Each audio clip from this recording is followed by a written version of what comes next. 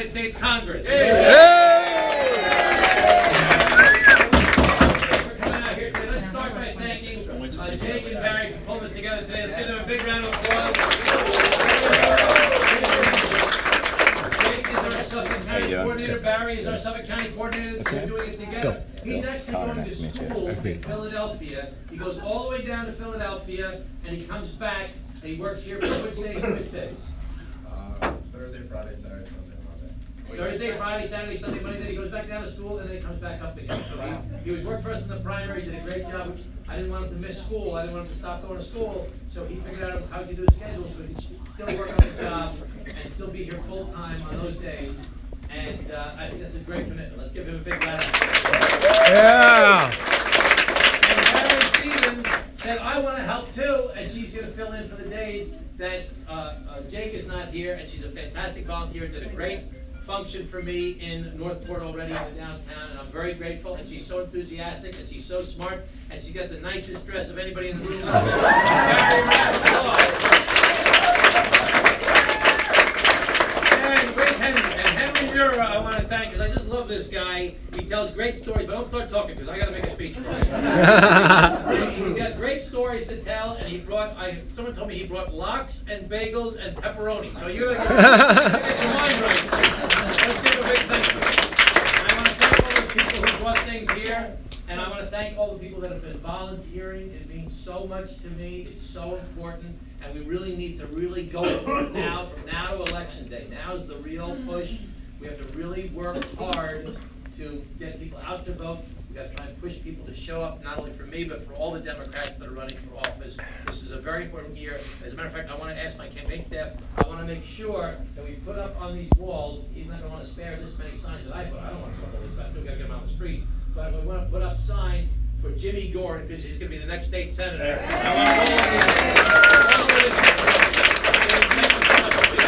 want Jimmy and I are really wedded together to make sure that we both do well in this election. We cover the same part of the district here. He's a great candidate. He's a great person. He'll be a great elected official, and I'm very happy to be running along with him. Let's give another big round of applause for Jimmy Gordon.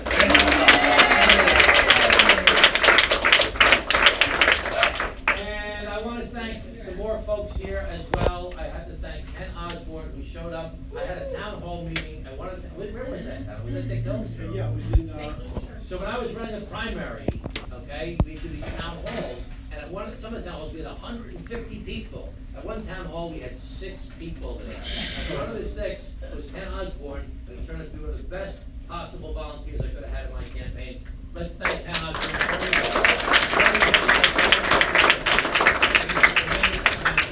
And I want to thank all of you that are here. I'm going to make a special mention of Kevin Orelli, only because he's Italian. You don't know, but I'll be the only Italian-American congressman in all of New York State if I win. So. I don't know if it's going to help me in the campaign, but if I win, it'll help me with fundraising in the future, I hope. But I want to thank everybody else that's here as well. I have to make special mention. I'm going to get in trouble for not introducing him. My Director of Veterans Affairs is here, Eddie Allman. He's served the county country, and he knows everything about veterans issues, and he's worked very hard for him. But now I have to also thank the different people that are part of the Huntington and Suffolk County politics and organization that showed here today. That means so much to me to have their help. First, I want to mention the chairwoman of the Huntington Town Democratic Party, who does a fantastic job, and I'm so lucky that she's welcomed me so warmly. Let's give a round of applause to Mary.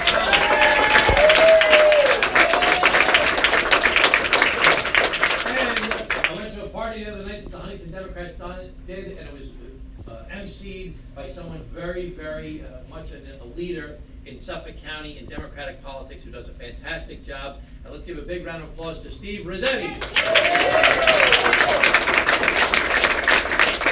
I would say that, and lastly, I'm especially grateful that an elected official has shown up here today that I think does a fantastic job representing the town, and she's here to support me. It means a great deal. Let's give a round of applause to Susan Berlin.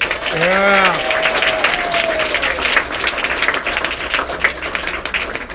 Okay, I'll get in trouble later for not introducing everybody else. Let me just tell you very, very quickly. out of the campaign trail, talking to people, meeting people in different places. It's not like it is in this room, okay? It's very festive, you know, we have all the red, white, and blue, the signs, and we're happy, and we're having fun. People are just so discouraged. People are very discouraged with what's going on in our country. And in 2000, can I ask those guys, hey you guys, hey, come on inside or okay. So people are just so discouraged about their politics today. I mean, how many of you, we're all, I should say all, but I would say most of us, I'm sure, certain, 95% of us are Hillary Clinton supporters, okay? Yes. I'm a Hillary Clinton delegate to the National Convention, and have always been, I'm so inspired by her, and she's so amazing. But how many of us have heard in our conversations with people that are not involved in politics, how they don't like either candidate? Yes. And how do we hear it all the time about how unhappy everybody is? If not vote, they're not going to vote. I think there are votes. No, people who I want to talk to, they don't want Hillary, they don't want anybody, they're not going to vote. Don't let that happen. One of the things we have to do is get out and vote. Well, they're not gonna, I'm not gonna be able to get anybody to come out and vote just because they would go vote for Tom Suozzi. People are gonna either vote for the presidential election or they're not. This is gonna be the big turnout. Our job is not to turn out the vote, our job is to persuade. I'm sorry, people. but I'm here because you're running.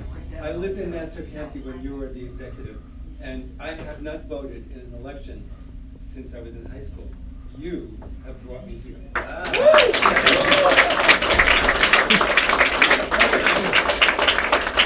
Very nice. You get up and make this speech. I'll write it. But people are discouraged. People are so discouraged about, I have my closest friends, family members, that have said to me, why are you running? Why do you want to go to Congress? You can't get anything done anyway. I mean, I've heard that from so many people that really care about me, that are just so discouraged that nothing is getting done and you can't change it and you can't fix it. I don't believe that, okay? I really believe in our country.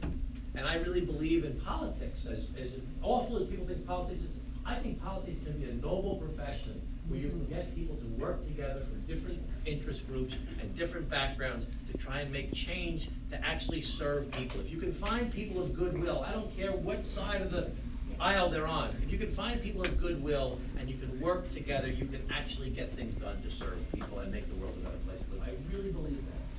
But think about it. For the past 30 years, we've been talking about the same stuff in our country with everybody yelling and screaming at each other and nobody actually fixing anything. So what am I talking about? I'm talking about gun violence, okay?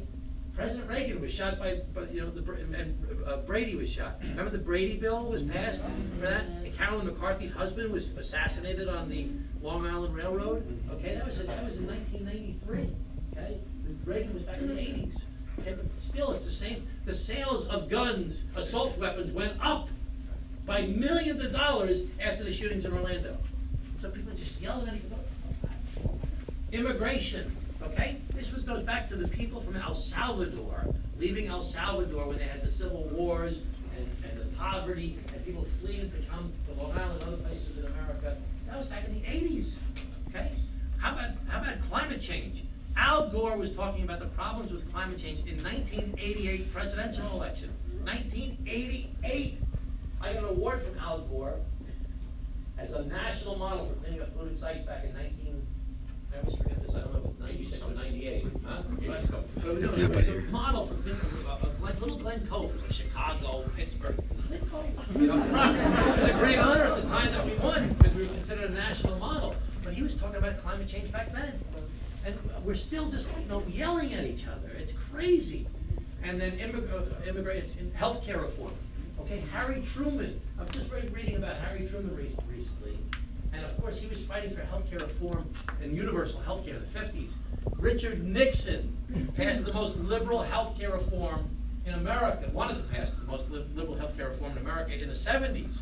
Okay, so Barack Obama and Hillary Clinton fought it out in 2008. They finally passed Obamacare, and everybody says, "Oh, there's so many problems." Well, fix it then. Right. How is it we're talking about this stuff for so long and nothing gets done? So we have and the shrinking middle class, okay, and jobs from overseas. Remember it was the 80s when Japan was gonna steal all, they stole a lot of our jobs, and we were losing the middle class because we were losing them. That was the 80s. So why is this happening? Why can't we fix these problems? First, you have to understand what the problem is. The problem is that there are very successful, powerful people that benefit from the way things are now. Okay? People benefit from the status quo. So if you try and change the status quo, they're gonna try and beat you down. Okay? People wanna keep it the way it is now because they're doing great the way it is now. So, gun violence, it's the gun manufacturers making a lot of money. Okay? Climate change, it's the oil and gas industry does very, very well.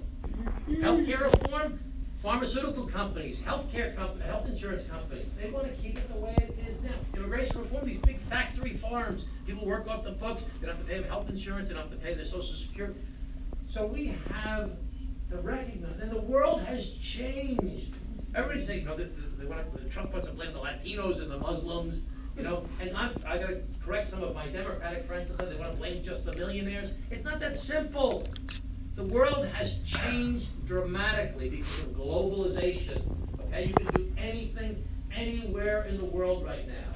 More today than even 10 years ago. Dramatically different. So we have to change with it. We have to be able to adjust what we're doing based upon how the world has changed. And it's not as simple as just blaming somebody. It's about people of goodwill working with each other to make change, to make it better. And to make change, you need three things. You need one, answers. What do you want to change it to, okay? And unlike